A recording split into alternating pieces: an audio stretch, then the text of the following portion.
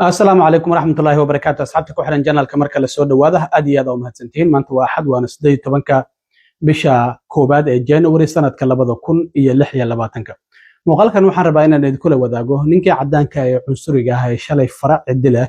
وقبح صدي مدتكي كسهر جدي إذا ماذا آيس ما دام ودوني إن كتاب القرآن وجبا إسلام كانه dad yar oo isaga la socdayna ay doonayeen howlgallada ciidamada ICE ay ka wadaan Minneapolis iyo St. Paul inay taageeraan ninkii dhaawac ayaa soo gaaray sida isagu uu leeyahay waxa la igu dhuftay yiri toori laakiin waxa loo maleeynaya waxyaabihii lagu tuuray mid kamid ah madaxa inuu dhaawac ka soo gaaray waa uu hadlay madaxweyne Trump ayuu ku calaacalo yiri in lacagta isbitaalkana hal la iga bixiyo isla markaana amaankayga mustaqbalka hal la sugo wasaaradda gaashaandhigga oo sheegtay in 1500 oo ciidamada la diyaariyay hadii loo baahdo si Minneapolis loo geeyo haddaba arrimahaasi ayaan rabaa inaan idin la wadaago iyo ninka hadalkiisa calaacalka ah uu ku hadlay ayaan doonayaa inaan wax ka iraado balse marka hore maalnimadii shalay waxaan ogeynay in ninkii cadaanka ah ee cunsuriga ah Jake Lang uu yimid Minneapolis isla markaana uu doonayay inuu mudaharaad uu looga soo horjeedo muslimiinta Soomaalida gobolka Minnesota laguna taageeraya ciidamada ICE inuu halkaasi ka sameeyo laakiin sidii uu wax u rabay wax ma aysan u dhicin dhinaca kale waxa ka taagnaa dadweyne aad u fara badan oo ciidamada ICE ka soo horjeeday marka ninkan markii hadal yar uu ka jeediyay goobta xarunta dawladda hoose uu doonayay inuu ka bilaabo socodkiisa ilaa iyo xaafadda Soomaalidu ay ku badan tahay sida Riverside uu ku tago maba loo suginba isagoo aan xaruntii dawladda hoose ee City Hall-ka aan ka dhamaanin ayaaba gacanta loola tagay isla markaana waxayba u muuqatay inay neeftu ku xirantay oo ay naftu ka baxayso sida muuqaaladan aad ka aragtaan markaas kadib wadooyinka ayaa lagu ceersaday qofba wixii uu ku dhufan karo ayuu ku dhufanayay waxay sameysteen barafka iyo snowball intay ka sameysteen dhagaxaan ayay ku tuurayeen xitaa kaamiradiisa iyo qalabkii uu watay qaarkood waa tan lagu istaagayo la burburinayo oo waa la burburiyay marka waxa uu hotel la yiraahdo Indigo ayuu si orod ah ku galay si uu nafsadiisa ula baxsado xitaa hotelkii waa looga daba tagay markii dambena sida arkaysaan booliska ayaa yimid oo dadkii waxay yiraahdeen waa inaad goobtan aad isaga tagtaan marka koox yar oo cadaan ah oo cunsuriyiin ayaa isaga la socotay laakiin kumanaan kale oo ICE ka soo horjeeday ayaa waxayba u diideenba in uu ka dhaqaaqo goobtii xarunta dawladda hoose ee downtown-ka oo ilaa ay xaafadda sida Riverside uu doonayay in uu ku tago lugta halkaas oo sida uu sheegay uu doonayay inuu quraanka ku gubo ninkan Jake Lang waxa uu kamid ahaa 5 sano ka hor bishii January 6 sanadkii 2021 taageerayaashii Trump oo markii doorashada uu Biden kaga guuleystay ayna aqalka Congress-ka qalalaasaha ka sameeyay oo dambi lagu helay isla markaana la xiray waxa bartiisa X ku qoran in 1467 maalmood uu xirnaa marka Trump markii hadda bishii January ee sanadkii hore uu xilka la wareegay waa kii 1400 ku dhawaad oo dadkii la xiray oo dambiga lagu helo booliska dhibaateeyo xaruntii Congress-ka burburiyay waa kii Trump cafiska u fidiyay marka dadkii Trump cafiska u fidiyay ayuu kamid ahaa haddana waxa uu sheegay in uu senator u tartamayo oo gobolka Florida marka ninkan hadaladiisa ka hor inta aan la weerarin oo wadooyinka Minneapolis aan lagu ceersanin oo naftiisa uusan la baxsanin hadaladii uu sheegay waxa kamid ahayd in uu doonayo dadka muslimiinta ah in ay halkii ay ka yimaadeen ay ku laabtaan Soomaalidana sidoo kale dib loogu celiyo wadankoodii waxana sidoo kale uu yiri dadka soo galootiga waxa ay bedelayaan dadkii cadaanka ah ee wadankan iska lahaa ayay bedelayaan sida aan ognahay ninkan waxa uu sameeyay urur ugu magac daray Americans Against Islamification dadka Mareykanka ee ka soo horjeedo in la muslimiyo dadka cadaanka ah ee Mareykanka ururkaasi ayuu sameeyay oo AAI la yiraahdo sida darteed waxa uu leeyahay waxaan ka soo horjeednaaba in dadka cadaanka ah ee wadankan ay diinta islaamka ay qaataan sida ognahay diinta islaamka waa diinta ilaa iyo hadda sida xooliga ah ku faafaysa marka la barbar dhigo diimaha kale ee ka jira caalamka marka ninkan oo Trump dadkii uu cafiyay kamid ahaa waxa la arkayay isagoo diigaya marka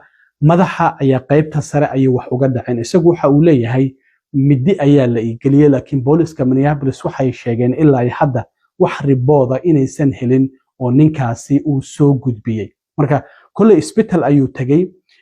isbitaalkii markii uu tagay kadib qodobo ayaa madaxiisa sawirka idama tusi karo oo baraha bulshada waa ay ku dhegayaan laakiin qoraalkan ayuu soo qoray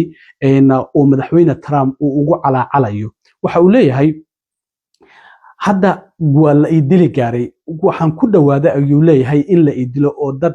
dadka cadaanka ka soo horjeeda dadka inta badan weerarayeen dad cadaan ayaa u badnaa Soomaali way ku yareed ba dad madow iyo cadaan ayay u badnaayeen dadka ninkan ceyrsanayay oo hoteelka xitaa gaari intuu galay ayaa in lagala soo baxo gaarigaasi lagu sigtay oo dad ayaa badbaadinaya qaarkood kuwii la socday ilaahay iska daaya hatago nafsadiisu marka farci dila ninkaasi kula baxsaday bixiyo badbaadiya ka dhacday marka waxa uu leeyahay dad cadaanka ka soo horjeeda oo liberal iyo illegal immigrants ayaa waxay ku sigteen inay idilaan marka waxa uu yiri hadda isbitaalka ayaan ku jiraa oo qaybta sare ee madaxiga ayaa la qodobeynaya waa sida qoraalka uu isagu ku soo qoray marka waxa uu leeyahay waxayba ku sigteenba lugaha xitaa inay iga siibtaan ninka sida arkayseen jaakad yar oo festiyo sito kuwa ciidamadu qaataan marka sida darteed xitaa jaakada way furan tahay mar uu cararayo waxaad arkaysaa in jaakada xitaa in lagala baxo uu ku sigtay marka wuxuu yiri in lugaha iyo gacmaha ay iga siibtaan ayay dadkani ay ku sigteen marka wuxuu leeyahay maayarka magaalada Minneapolis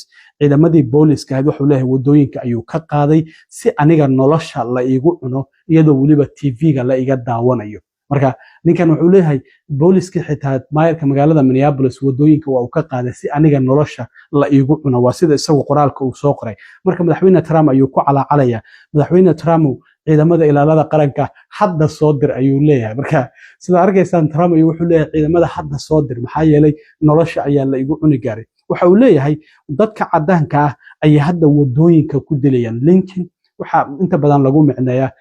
extrajudicial killing oo qofka si bareer ah oo dadku ay daawanayaan in la dilo oo aan loo bayeen marka waxa uu leeyahay hadda dadka Christianka ah oo cadaanka ah ayaa wadooyinka Minneapolis lagu dilaya ayuu leeyahay marka waa sida isagu uu sheeganayo laakiin arintaasi ma jirto ninkan maadaama uu doonayay inuu halkaas dhibaato ka abuuro isagii ay hadda dhibaatadii dib ugu laabatay sida muuqanayso marka waxa uu leeyahay Trump haddana ku calaacalaya wuxuu leeyahay waxaan ka codsanayaa please inaad iga caawiso lacagaha isbitaalka iga baxay haddii ashii tahay maxaa soo doontaniyo macad gurigaada isaga joogi wayse marka sidoo kale waxa uu leeyahay mustaqbalka ammaankaygana hal la sugo marka Trump ku calaacalaya wuxuu leeyahay ammaankayga hal la sugo haddii aadan wax ammaankaada suga aadan haysanin maxaad kitaab in 1 bilyan ka badan dad ay aaminsan yihiin aad doonaysa inaad u gubto oo aad u soo baxaysa marka ninkii calaacalkaasi ayaa ka baxay oo Trump wuxuu leeyahay fadlan isbitaalka lacagihiisa iga bixi mustaqbalkana ammaankayga hal la sugo saasuu hadda ku calaacalaya sida qoraalkan aad ka aragtaan marka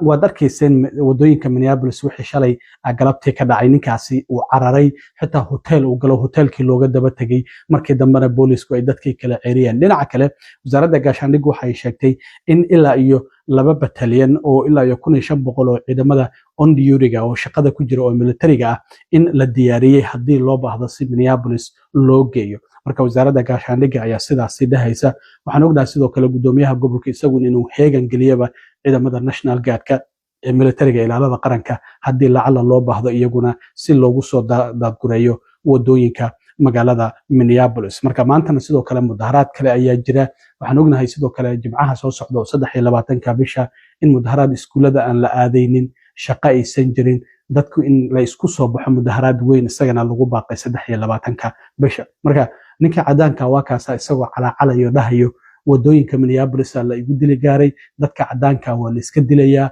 Trump ciidamada ilaalada qaranka soo dir isbitaalka lacagtiisa iga bixi mustaqbalkayga ammaankiisa inaa sugtaan ka rabaa waxyaabaha suulay xitaa Florida ninkan waxa uu sheegay in uu sanad u tartamayo marka ma garan karo kulay dadka cunsuriyiinta ay inta badan ay doonayaan inay ku soo daraan Congress-ka marka ninkan sida muuqata shalay farci dil ayuu ku baxsaday mana u malaynayo inuu Minneapolis uu mar kale dib ugu soo laabanayo waxyaabihii shalay ku dhacay marka ninkan meelo fara badan uu tago dad muslimiin ay ku badan yihiin Mareykanka oo kitaabka Quraanka inuu ku gubay isku dayay marka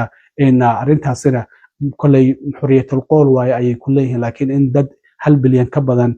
diintooda sidaas loogu gafo haddana la iska daawado waxaan u malaynayaa in aysan wax wanaagsan aysan ahayn marka waxyaabaha kale ee soo kordha hadii alla idmo wada la soo socodsiin doona aad iyo aad u mahadsantiin asxaabta intaan mar kale kulmi doono waa saaxiibkeen cilmi waro idin la sida iyo nabadgelyo